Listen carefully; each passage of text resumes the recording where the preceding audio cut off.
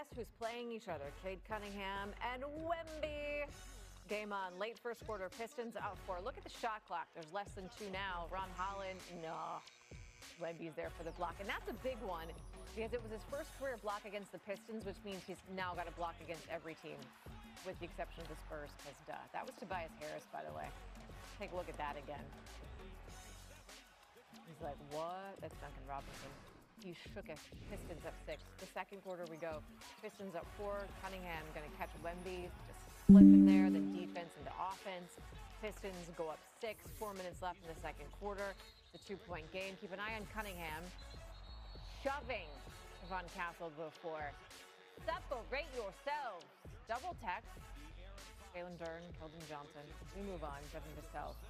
Top of the key. Knocking that one down. 18 points in the first half for that man. It was a 2-point game at the break. 7 minutes left in the third quarter, still a close game. Wemby, on Cunningham. He had a rough shooting night, by the way. Then Vassell going to hit Castle, corner, 3, Spurs up 4. And then Wemby's like, I can hit threes too. Was a 4-point game, make it 7. He made 2 of those.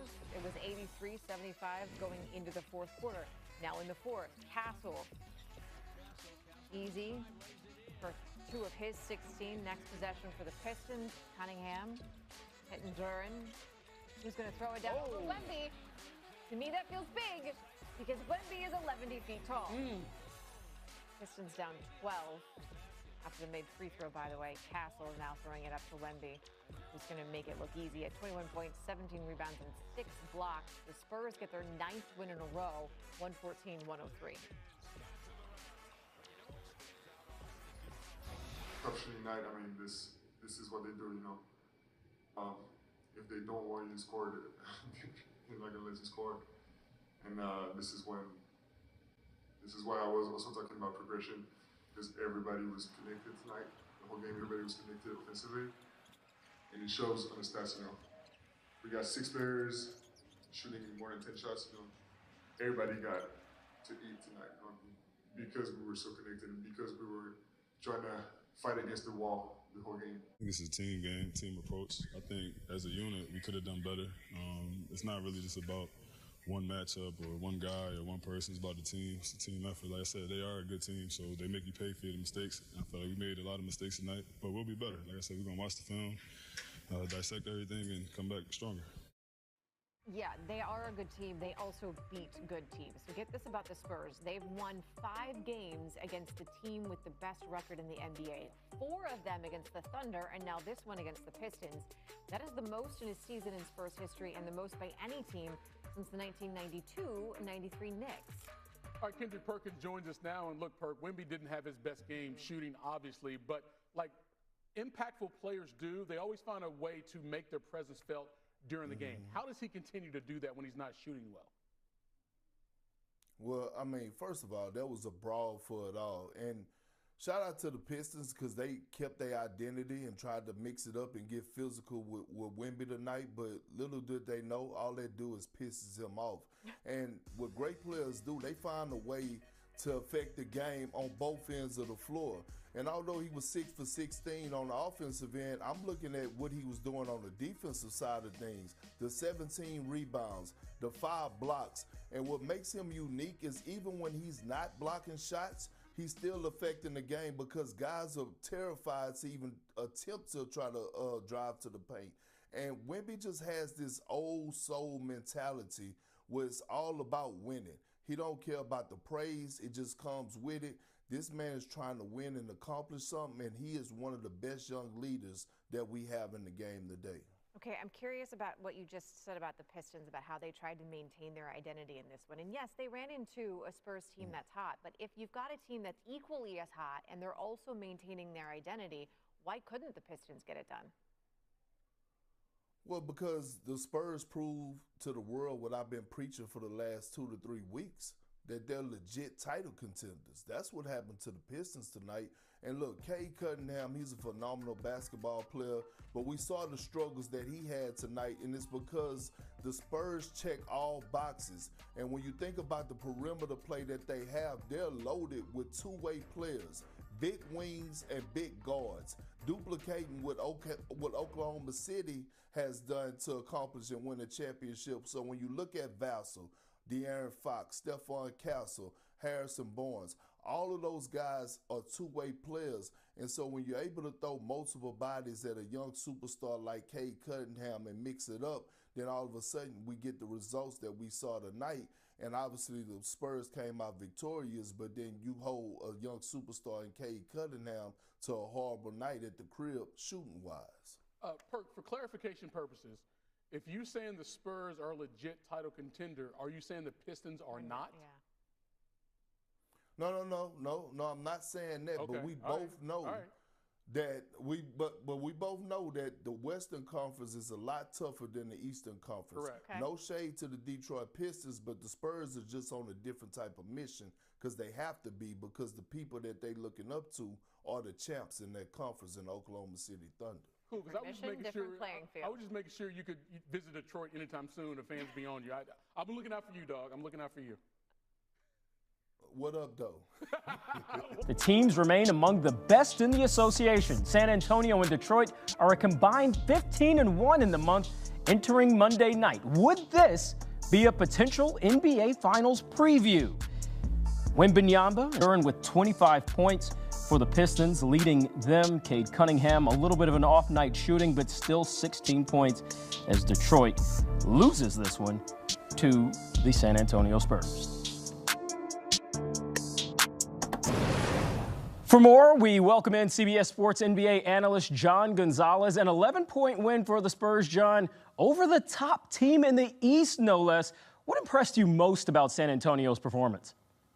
Yeah, just up and down, they got contributions from everybody, right? I mean, they had all 5 starters in double figures. And on a night, you and I were talking about this right before we came on air, but on a night when Wemby wasn't great offensively in terms of his efficiency, just 6 for 16 from the field, you look up and all of a sudden, Coley, he had a 21.17 rebound double-double, and oh, by the way, 6 block shots.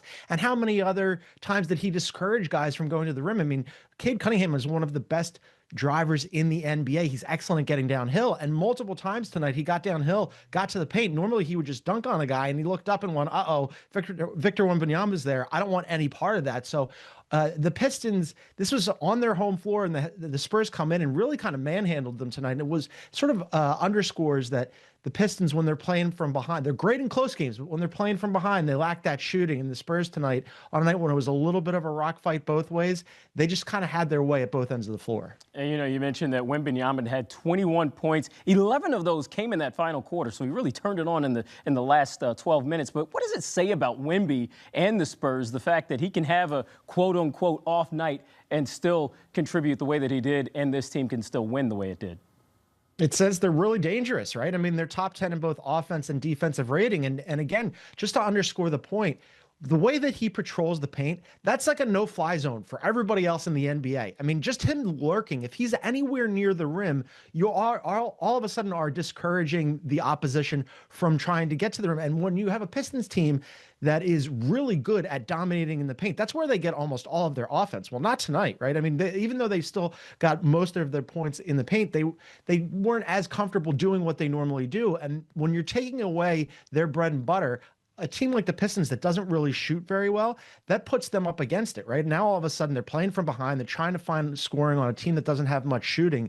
That really just underscores for the Spurs how dangerous they are. That defense is lethal. And yeah, on a night when Wemby didn't really have his best offensive efficiency, you have a guy like Devin Vassell who steps up and has 28 points. Castle has 16. They got contributions from their bench. The Spurs are a really good team. Yeah, and I like the way that you described the discouragements, because it's not just always that there's a block shot or a tipped pass or something from Wemby, but just his mere presence alone discourages players from driving in the lane. The Spurs have now won 9 straight games, and they're holding steady in second place in the West, as we mentioned earlier, just behind the first place Thunder. In terms of any conversation about league title contention, where would you rank the Spurs right now, John?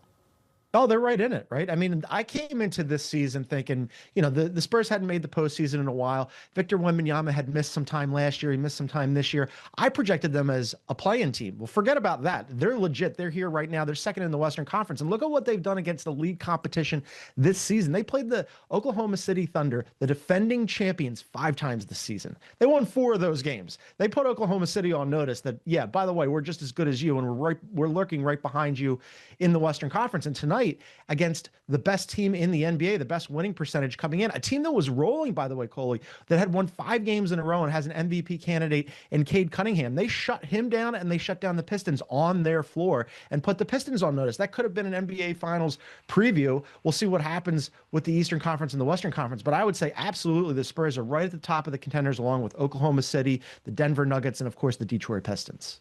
John, you're like right in my head. You know exactly what I'm about to say next. With the Pistons loss, that does end their 5-game winning streak. And also, you mentioned Cade Cunningham. He had that down night. He went 5 for 26 from the field. That's tied for the second most misses in his entire career. Yet still, as you just mentioned, Detroit is still atop the East. They're still the best team on that side of the league. They've got a massive game against OKC coming up on Wednesday. What do you need to see from the Pistons in that matchup? Yeah, you want to see some more efficiency from Cade Cunningham, right? I mean, this is a tough game for him where he goes 5 for 26 from the floor. But again, the Detroit Pistons are having a very good season. They have the second best defense in the NBA, and most nights they're dominating in the paint. So you want to see them bounce back and do what they do well.